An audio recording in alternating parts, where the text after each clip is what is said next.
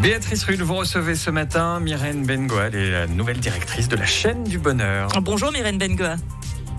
Merci d'être sur Radio Lac ce matin. Vous êtes donc la nouvelle directrice, le nouveau visage de la chaîne du bonheur depuis ce début du mois.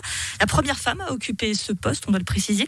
Qu'est-ce que ça fait d'être à la tête d'une des organisations caritatives les plus connues et les plus aimées de Suisse romande ?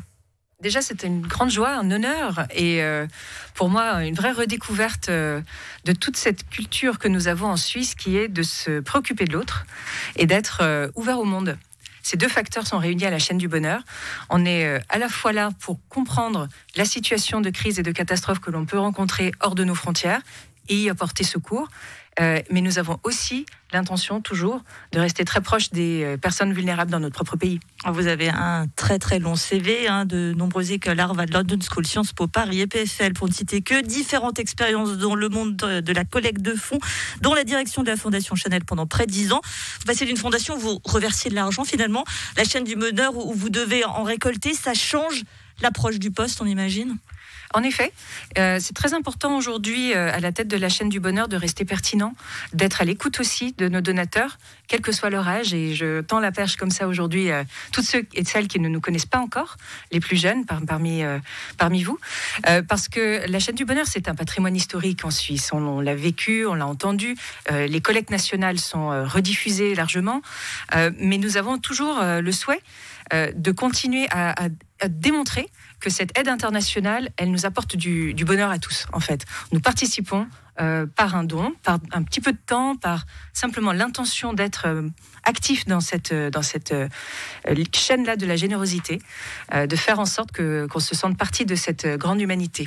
Alors, la chaîne du bonheur, spontanément, pour ces fameuses grandes collectes, environ 4 par année, avec ces rendez-vous depuis la tour d'en face, je vais le dire ainsi. Est-ce que, d'ailleurs, vous avez la volonté d'impulser une nouvelle manière de communiquer, de récolter des dons ? Parce que c'est vrai que ça fait un peu années 80, finalement, ce côté où on a des people qui répondent au téléphone. Alors, c'est ça très joli, mais est-ce que ça correspond justement à la génération actuelle ? Je crois qu'il faut tout. On a une société qui est aujourd'hui très hétérogène. On a des personnes qui sont récemment arrivées en Suisse. On a des étudiants, des nouvelles façons de voir les choses. Et effectivement, la chaîne du bonheur doit se réinventer sur ses modes de collecte. Le standard téléphonique est toujours au cœur de notre mobilisation. Mais il y en aura d'autres. Nous serons actifs à la fois sur les réseaux sociaux. On va voir danser sur TikTok. Tiens. Eh ben, attendez-moi, le mois prochain, j'y serai. Non, il faut pas chercher à faire du sensationnalisme. Notre rôle est d'être un organe de référence, de cultiver la confiance, parce que en réalité, notre objectif, c'est de faire en sorte que cette solidarité puisse être canalisée vers des projets de qualité. Nous collaborons étroitement avec les 25 ONG suisses qui agissent à l'international. Et dans ce cadre-là, nous, on a la vocation de mobiliser, de sensibiliser et bien sûr de gérer ces fonds de manière efficace et rapide. Justement, comment vous les choisissez, ces causes ? Étant une agence humanitaire, nous avons simplement le souci de répondre aux besoins les plus urgents. Et dans ce cadre-là, ce sont des victimes de crises, de catastrophes naturelles, mais aussi des personnes qui peuvent être déplacées suite à des migrations forcées. Et de ce fait, on n'a pas de limite.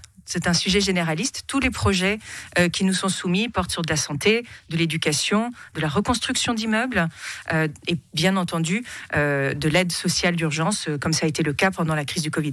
Alors, on est en pleine pandémie, c'est vrai que c'est une actualité qui met sous silence aussi des sujets comme l'actualité ici en Suisse ou des grandes catastrophes humanitaires dans le monde. Comment vous continuez à mobiliser la population qui est, c'est vrai, abreuvée de cette actualité pandémique qui occulte tout ?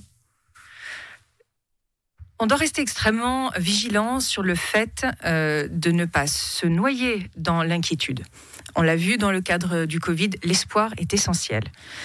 Dans notre métier d'action humanitaire, nous avons tous à cœur de d'abord mettre les bénéficiaires au centre, c'est-à-dire qu'une personne qui subit une inondation ou qui a malheureusement des circonstances défavorables est actrice de sa reconstruction. Nous sommes là pour apporter les moyens nécessaires pour que ces personnes puissent reconstruire leur vie. À aucun moment on ne se substitue à eux et on ne les traite pas en victimes. Donc dans ce cadre-là, il faut rester toujours très vigilant sur le fait que nous activons ce changement social avec les gens et non pas simplement en mode caritatif. La chaîne du bonheur qui vient de fêter ses 75 ans, plus de 5000 projets réalisés en Suisse et à l'étranger, 260 collectes de fonds, la dernière en décembre, près de 2 milliards de francs collectés. Quels sont les challenges de cette chaîne du bonheur maintenant ? Elle doit continuer à rester active. Les crises, malheureusement, ne diminuent pas. Elles vont, au contraire, se multiplier. On peut l'anticiper sur le volet climatique. On en parle beaucoup. Mais également, on est dans une période de forte agitation en termes de conflits inhérents au pays ou entre les pays. Et il y a de ce fait des risques humains qui sont tout aussi importants qu'ils pouvaient l'être il y a 50 ans, quand nous avons commencé cette activité internationale. Donc, la raison d'être de la chaîne du bonheur est toujours là. Les modalités d'intervention doivent continuer à rester au goût du jour, à rester dans le respect de tous les principes humanitaires, d'impartialité et d'indépendance. Et c'est à nous de continuer à stimuler cette envie de tous les citoyens et citoyennes, simplement de participer, soit par un peu de financement, soit par du temps, et d'être solidaires. Merci beaucoup Myrène Bengoa, nouvelle directrice de la chaîne du bonheur. Un mot sur la prochaine campagne, vous la connaissez déjà ? Nous venons de clôturer la campagne sur l'enfance en souffrance qui a été un grand succès. D'ailleurs, je remercie tous les donateurs et donatrices aujourd'hui. Nous n'avons pas le souhait de savoir quelle sera la prochaine crise, heureusement, mais en tout cas, nous serons là au rendez-vous très rapidement s'il y en a une qui survient en Suisse ou ailleurs. Merci beaucoup et excellente année à vous et longue vie à la chaîne du bonheur. Une interview à retrouver.